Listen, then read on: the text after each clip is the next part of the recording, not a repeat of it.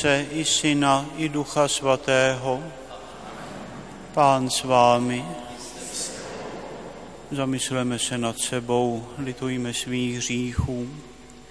Pozdvihněme se z prachu celého toho týdne, zaleťme k těm rajským končinám.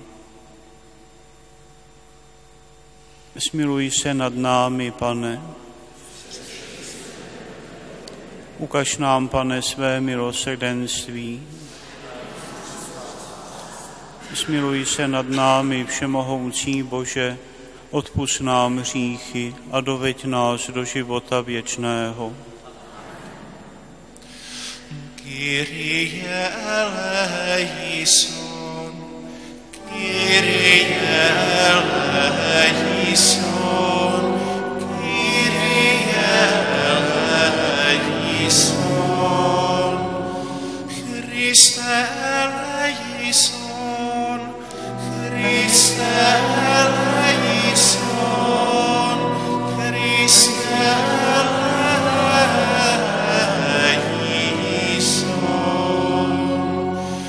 Kyrie eleison, Kyrie eleison, Kyrie eleison.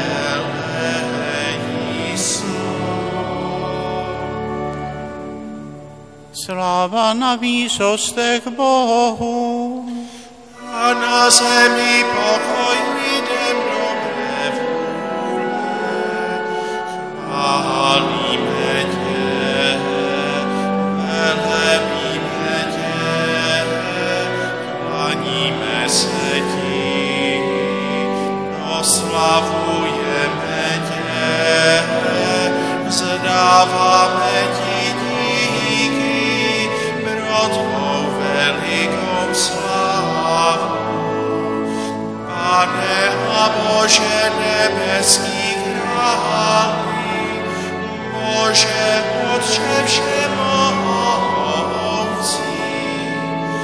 Pane jednorozený Synu, Ježíši Kriste, Pane a Bože beránku Boží, Synu Otce, ty, který snímáš hříchy světa, smiluje se nad námi.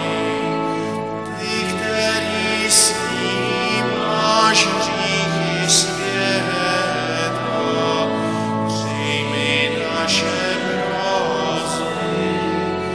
Ty, který sedíš po pravici Otce, smiluje se nad námi. Neboť ty jediný jsi svatý, ty jediný jsi Pán, ty jediný jsi svrchovaný,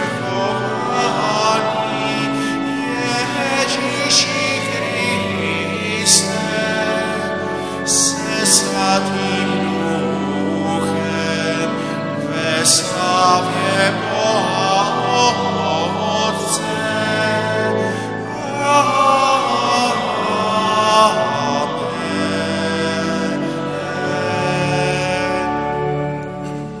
Modleme se. Bože, ty jsi poslal na svět svého Syna, aby nám přinesl v evangeliu světlo nepomíjejícího života. Vyslyš naše prosby a působením svého svatého Ducha stále zasévej do lidských srdcí semeno pravdy a probouzej v nich ochotu k míře, aby ti, kdo v tebe uvěří, zrodili se k novému životu a připojili se k jednotě tvého lidu. Skrze tvého Syna, našeho Pána Ježíše Krista, který s tebou žije a králuje v jednotě Ducha Svatého po všechny věky věků. Amen.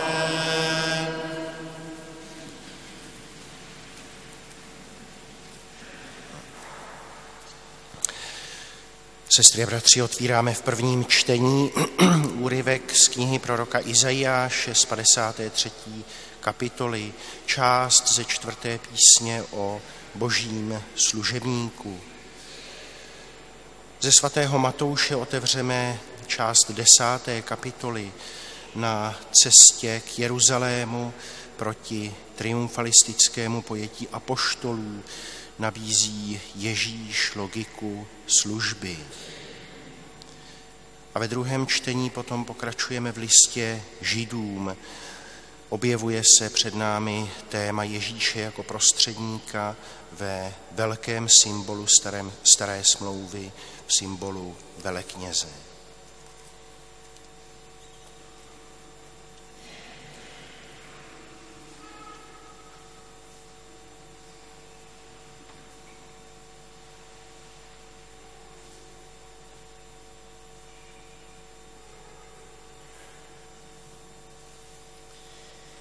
Čtení z knihy proroka Izajáše.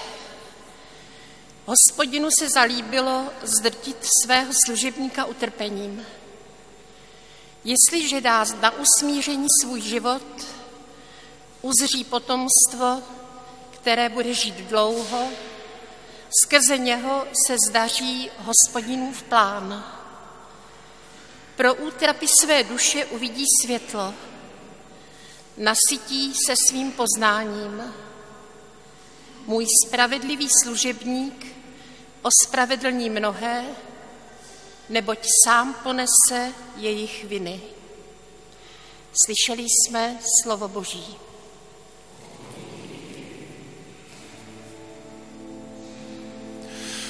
Pane, ukáž nám své milosrdenství. Pane, ukáž nám své milosrdenství. Hospodinovo slovo je správné, spolehlivé je celé jeho dílo.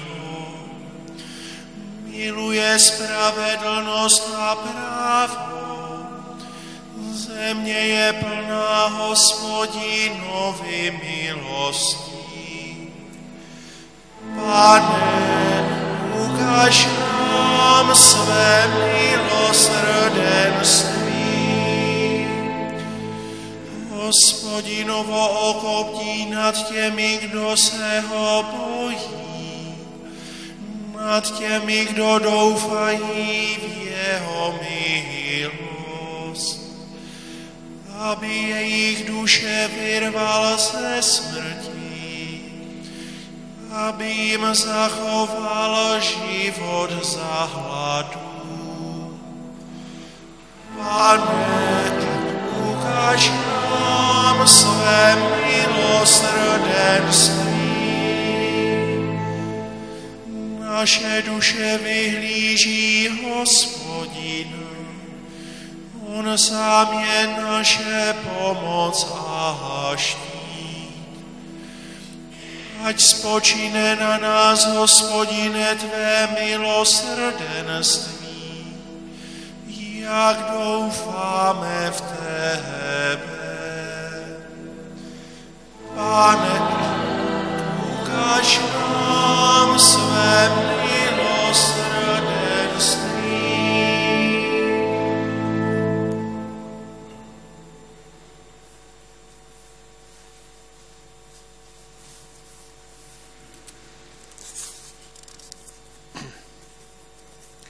Čtení z listu Židům.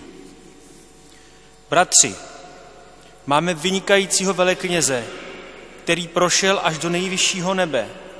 Je to Ježíš, Boží syn. Proto se pevně držme svého vyznání. Náš velekněz není takový, že by nebyl schopen mít soucit s námi, slabými. Naopak, vždyť on sám byl vyzkoušen ve všem možném jako my ale nikdy se nedopustil hříchu. Přistupujme tedy s důvěrou k trůnu milosti, abychom dosáhli milosrdenství a nalezli milost, kdykoliv potřebujeme pomoci. Slyšeli jsme slovo Boží.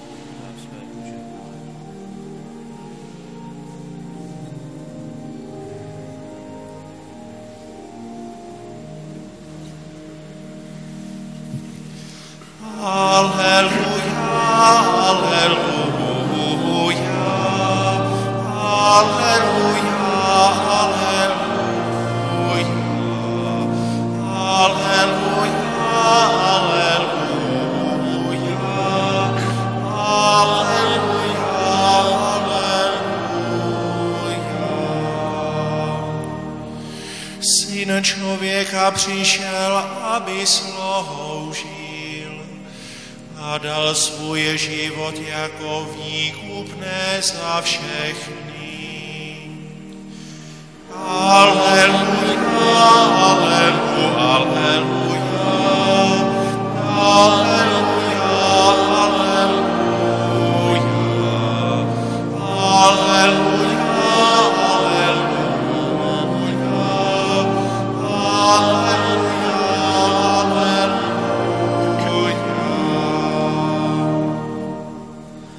Pán s vámi, i s tebou. slova svatého evangelia podle Marka. Sláva tobě, Pane. K Ježíšovi přistoupili Zebedovi synové Jakub a Jan a řekli mu: Mistře, rádi bychom, kdybys nám splnil, oč tě požádáme. Odpověděl jim: Co chcete, abych pro vás udělal? Řekli mu: Dej, ať v tvé slávě zasedneme jeden po tvé pravici a druhý po tvé levici. Ale Ježíš jim řekl: Nevíte, co chcete. Můžete pít kalich, který já piji, nebo dát se ponořit v křest, ve který já budu ponořen? Oni mu odpověděli: Můžeme. Ježíš jim řekl: Kalich, který já piji, pít budete, a v křest, ve který já budu ponořen, ponořeni budete. Ale posadit po mé pravici nebo levici není má věc, nýbrž je připraveno pro ty, nýbrž je jen pro ty, kterým je to připraveno. Když to slyšelo ostatních 10, rozmrzeli se na Jakuba a na Jana. Ježíš si je zavolal a řekl jim: Víte, že ti, kdo se pokládají za panovníky, tvrdě vládnou národu a velmoži jim dávají cítit svou moc. Mezi vámi však tomu tak nebude. Ale kdo by chtěl být mezi vámi veliký, ať je vaším služebníkem, a kdo by chtěl být mezi vámi první, ať je otrokem všech. Vždyť ani Syn člověka nepřišel, aby si nechal sloužit, ale aby sloužil a dal svůj život jako výkupné za všechny. Slyšeli jsme slovo Boží. Chvála tobě, Kriste. Aleluja, aleluja,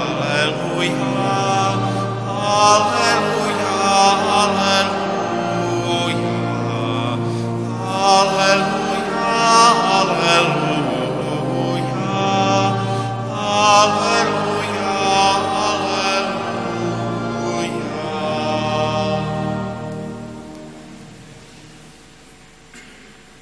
Bylo by dobře, kdybys pro nás něco udělal. A co chcete, abych pro vás udělal?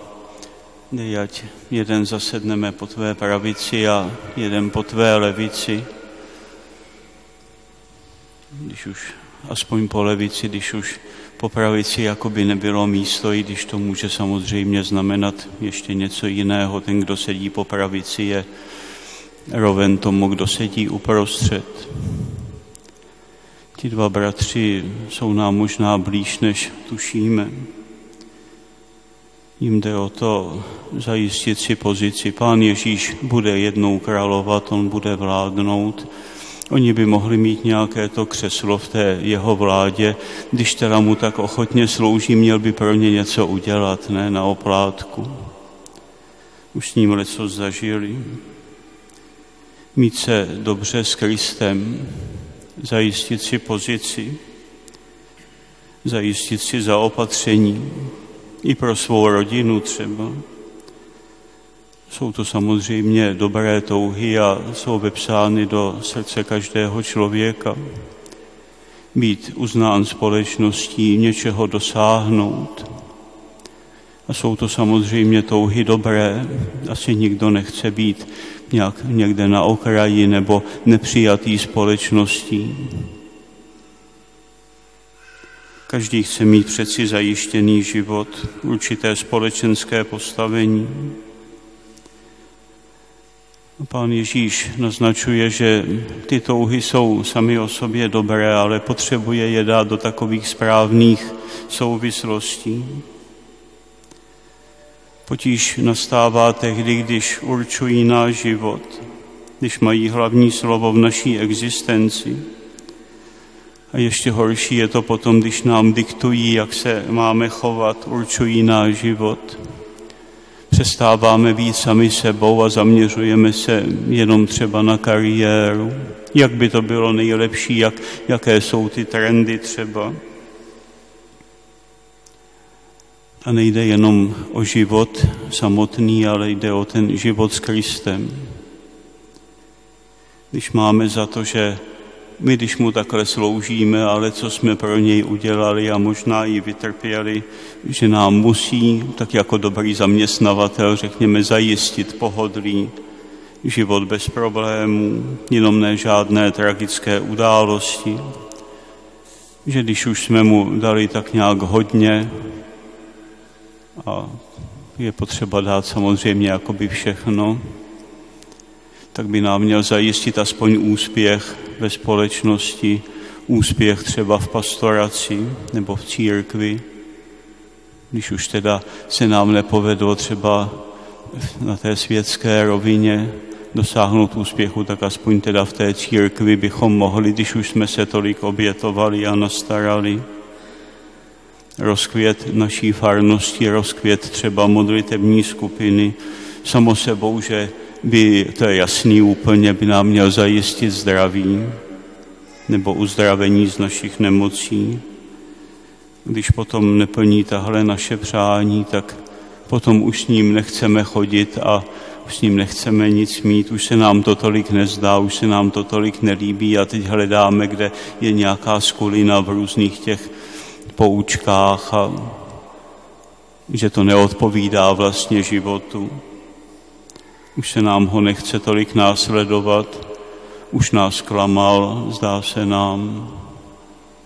A tak z nějakého velkého nadšení vyvolaného i třeba misionáři potom najednou je úplný útlum.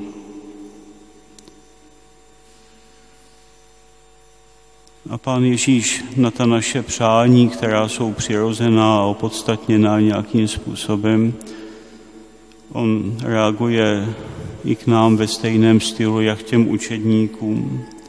On nás nezavrhuje, on nás neodhání od sebe, říká takové věci, já nechci poslouchat, vy myslíte bez tak jenom na nějakou kariéru, na nějaký to křeslo, ale říká, ty chceš být jaksi první ve společenství, dobře, ale je potřeba, aby to uvedl do náležitých souvislostí.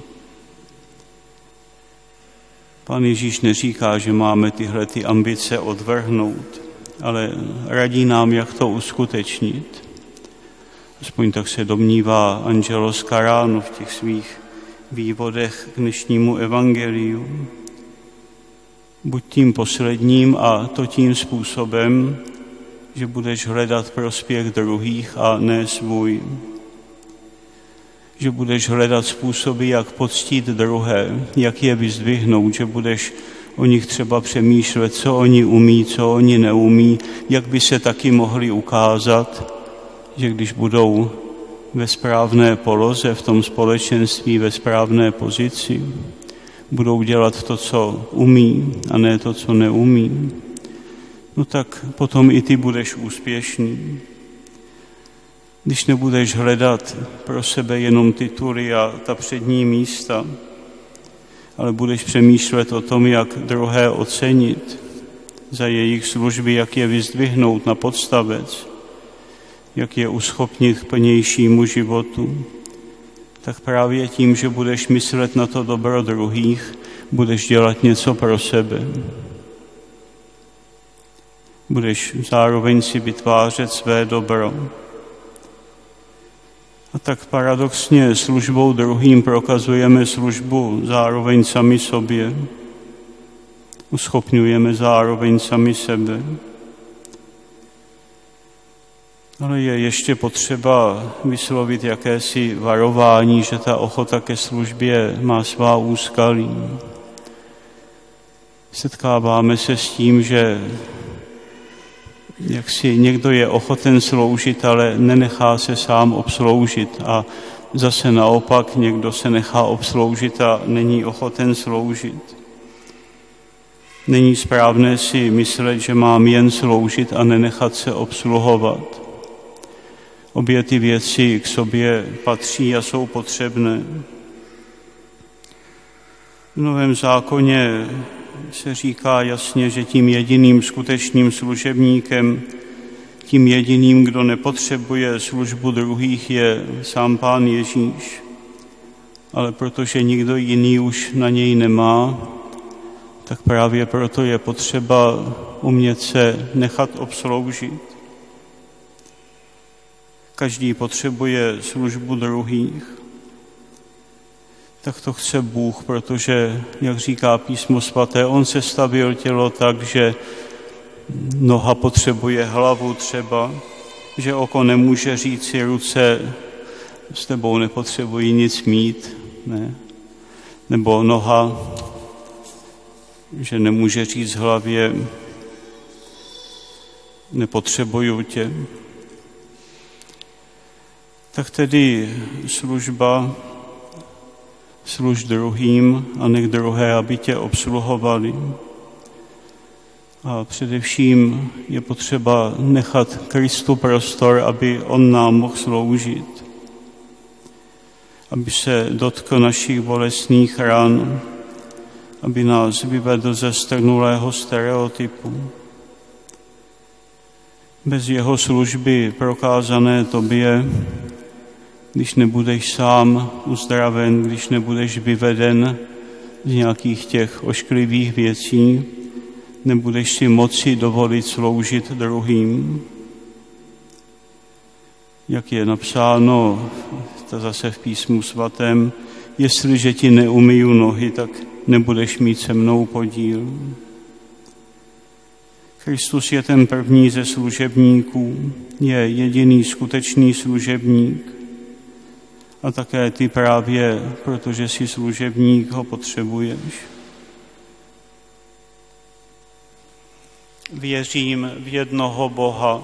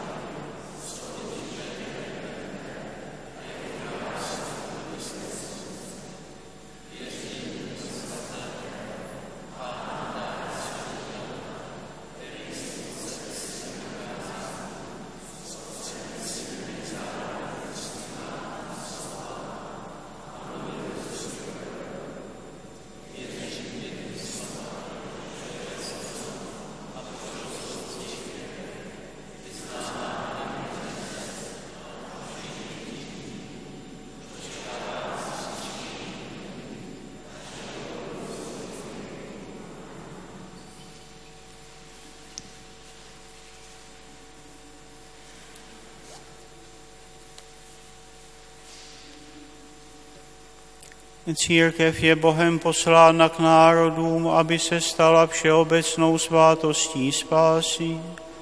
Proto neustále a usilovně hlásá všem lidem evangelium.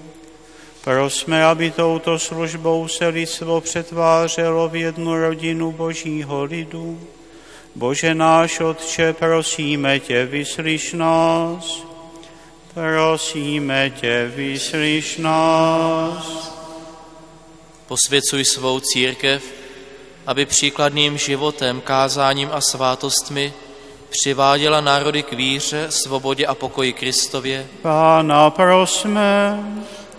Prosíme tě, vyslyš nás. Pomoc všem národům objevit dar evangelia, který je kvasem k vytvoření bratrství a jednoty. Pána prosme. Prosíme tě, vyslyš nás. Dávej národům v misijních oblastech dostatečný počet jejich vlastních kněží. Pána prosme. Prosíme tě, vyslyš nás. Umožni misionářům získat všechny technické prostředky potřebné k šíření evangelia. Pána prosme. Prosíme tě, vyslyš nás. Veď i nás, abychom svými modlitbami a obětmi spolupracovali na misijní činnosti církve. Pána prosme. Prosíme tě, vyslyš nás. Odměň účasti na věčném království zemřelé, kteří zde pomáhali šířit úsilí misijní církve. Pána prosme. Prosíme tě, vyslyš nás. Bože, tvou vůlí je, aby všichni lidé došli k poznání pravdy a byli spaseni. To se stalo i misijním úkolem církve. Dej prosíme, aby mohla stále uplatňovat toto svaté právo, hlásat evangelium všem národům, skrze Krista našeho Pána.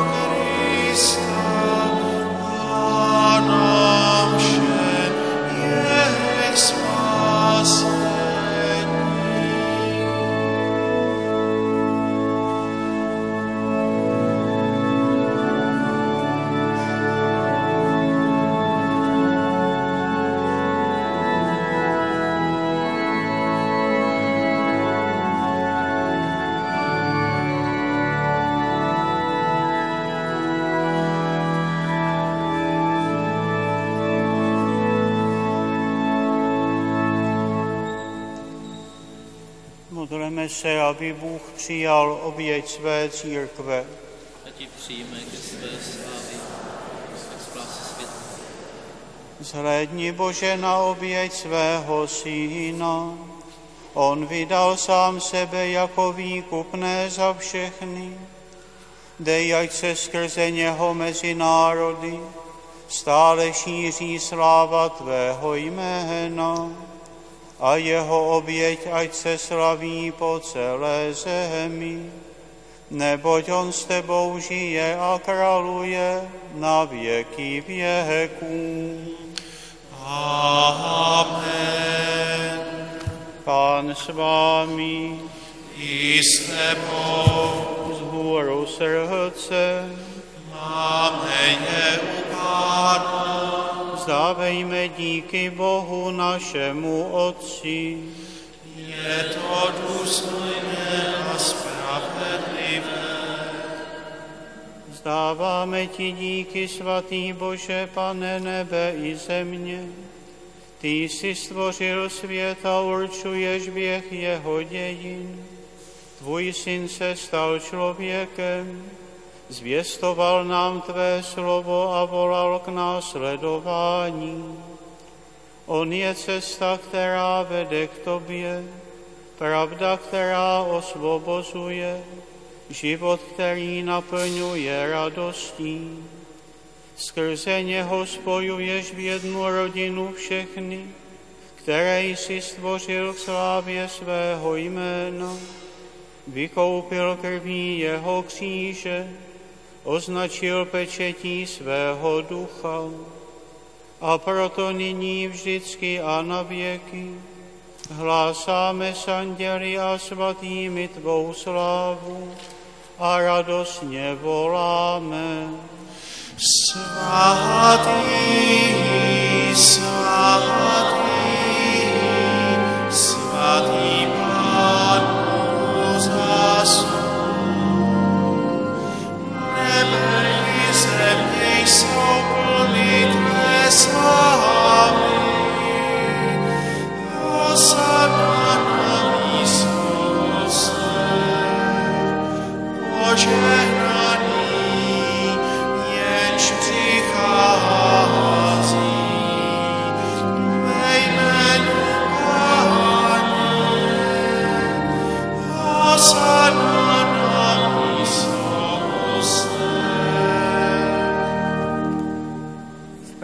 jsi svatý Bože, jsi hodný chvály, miluješ lidi a stále je provázíš na jejich životních cestách. Vpravdě je požehnaný tvůj syn, je zde mezi námi a shromažďuje nás v hostině lásky. Jako kdysi učedníkům putujícím do Emaus, tak dnes i nám otvírá písmo a láme chléb. Proto tě, dobrotivý Otče, prosíme, sešli svého svatého ducha, ať posvětí dary chleba a vína, aby se nám stali tělem a krví našeho Pána Ježíše Krista. Neboť on poslední noc před svým utrpením vzal při hostině chléb, pronesl modlitbu požehnání, lámal, dal svým učedníkům a řekl: vezměte a jeste z toho všichni. Toto je moje tělo, které se za vás vydává.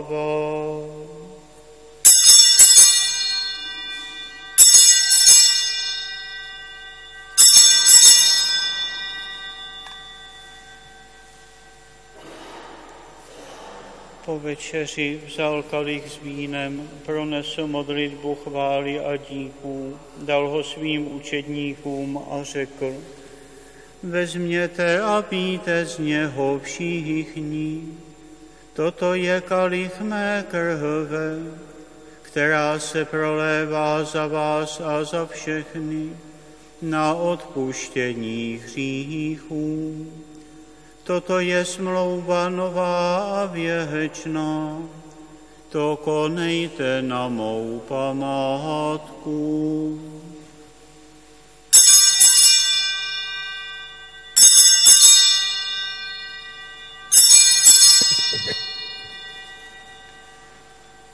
Tajemství víry.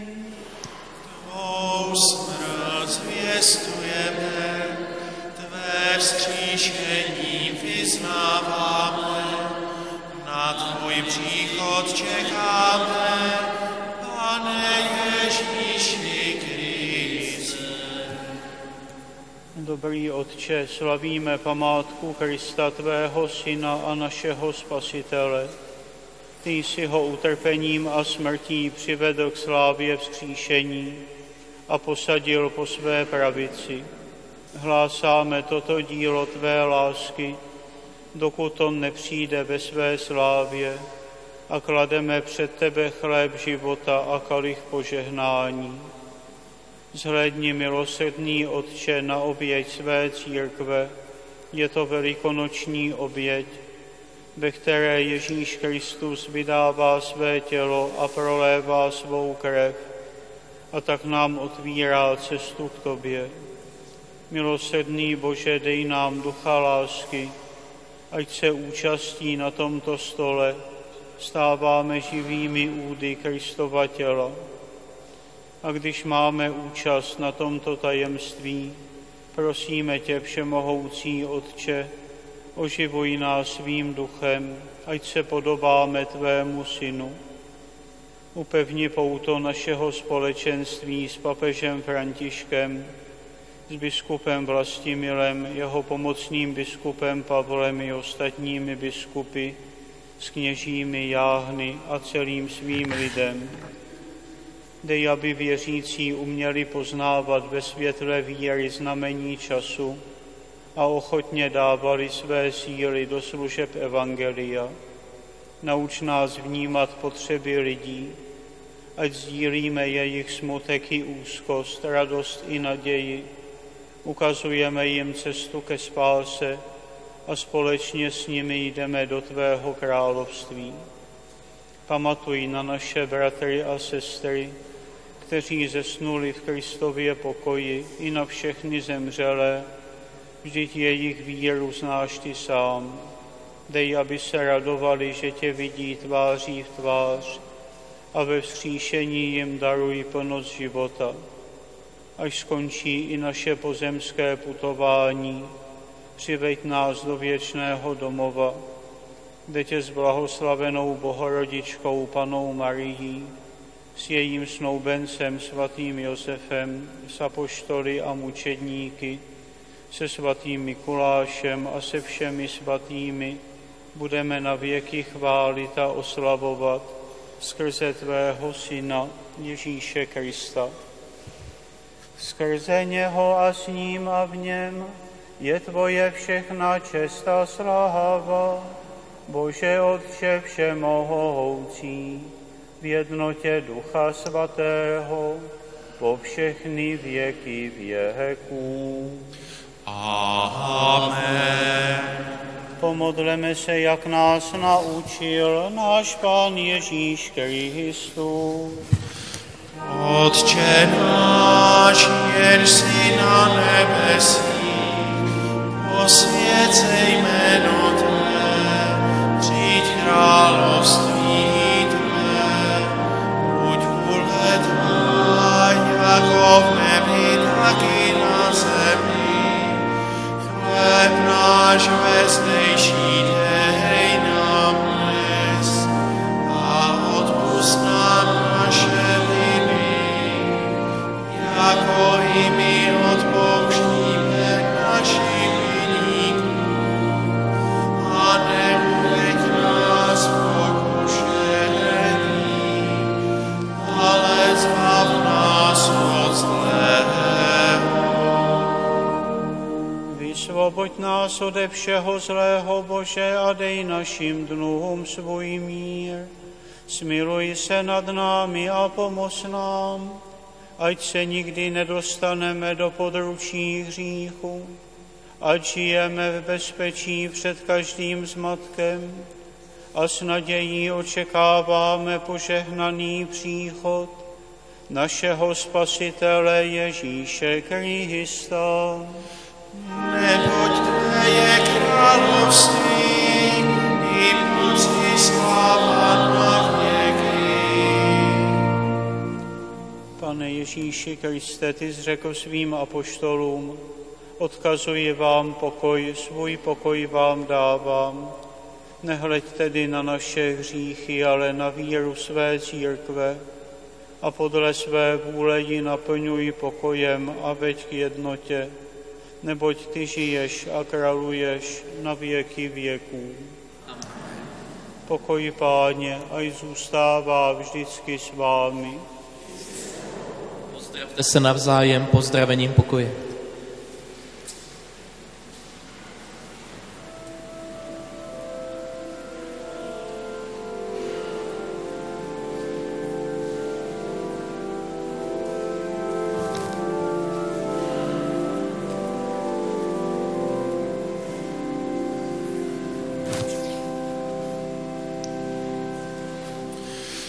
Beránku Boží, který snímáš hříchy světa, smiluj se nad námi. Beránku Boží, který snímáš hříchy světa, smiluj se nad námi. Beránku Boží, který snímáš hříchy světa, daruj nám pokoj. Hle, beránek Boží, ten, který na sebe vzal hříchy světa. Blahoslavení, kdo jsou pozváni k večeři beránkově. Pane, nezasloužím si, abys ke mně přišel, ale řekni jen slovo a má duše bude uzdravena.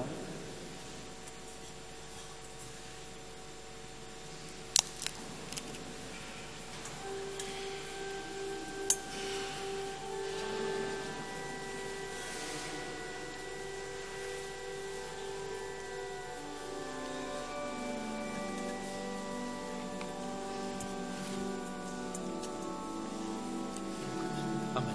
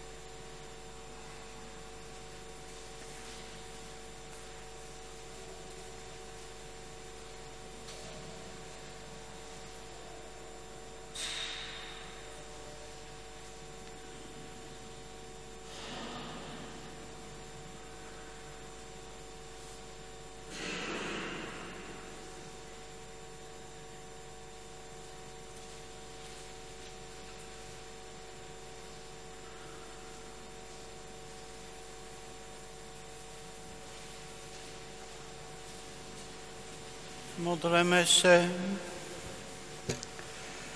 Bože, ty posiluješ svůj lid svátostným pokrmem, dej, ať stále roste život z víry, aby všichni dosáhli plnosti vykoupení skrze Krista našeho Pána.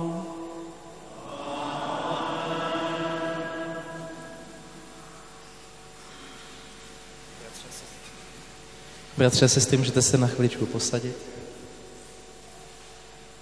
Tak dnešní den, 29. nedělí, začínáme tento týden, ve kterém je jenom několik nezávazných památek. Ve čtvrtek je nezávazná památka svatého Jana Pavla II. V pátek pak jenom připomínám, že v 16 hodin je mše svatá pro děti v kostele Nejsvětějšího srdce Páně. A příští neděle je 30. neděle liturgického mezidobí.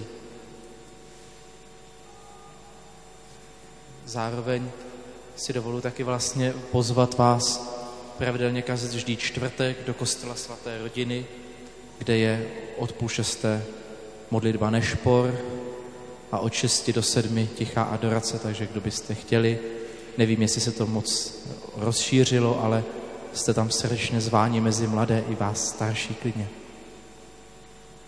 Taky zároveň připomínám, že příští neděli končí letní čas, to znamená o hodinu déle si pospíme, takže kdo by chtěl, tak přesně, jak se to píše v těch manuálech, tak když ve 3 hodiny posunete ručičky hodin na 2. hodinu, tak ráno vstanete a máte o hodinu více, takže se sejdeme příští neděli o hodinu později. Samozřejmě podle tohoto času, jinak bude 9 hodin stejně. A poslední oznam z pověření otce biskupa Vlastimila Kročila byla otci biskupu Pavlovi Posádovi svěřena péče o trvalé jáhny a starost o nové kandidáty. Proto, jak cituji, prosím všechny případné zájemce o přijetí mezi kandidáty trvalého jáhenství, aby se závazně přihlásili nejpozději do 15. listopadu dopisem na adresu Monsignora Pavla Posáda, biskupství Českobudějovické, nebo e-mailem. Vaše žádost bude přijata a budete zařazeni do formačního procesu podle stupně už vykonané přípravy, například studium na teologické fakultě a podobně. Všechna předcházející přihlášení nebo oznámení jsou považovaná za nedostatečná, takže pokud o někom takovém víte, tak ho klidně povzbuzte. A nyní si vyprosme Boží požehnání. Pán s vámi, požehnej vás všemohoucí Bůh, Otec i Syn i Duch Svatý. Jděte ve jménu Páně.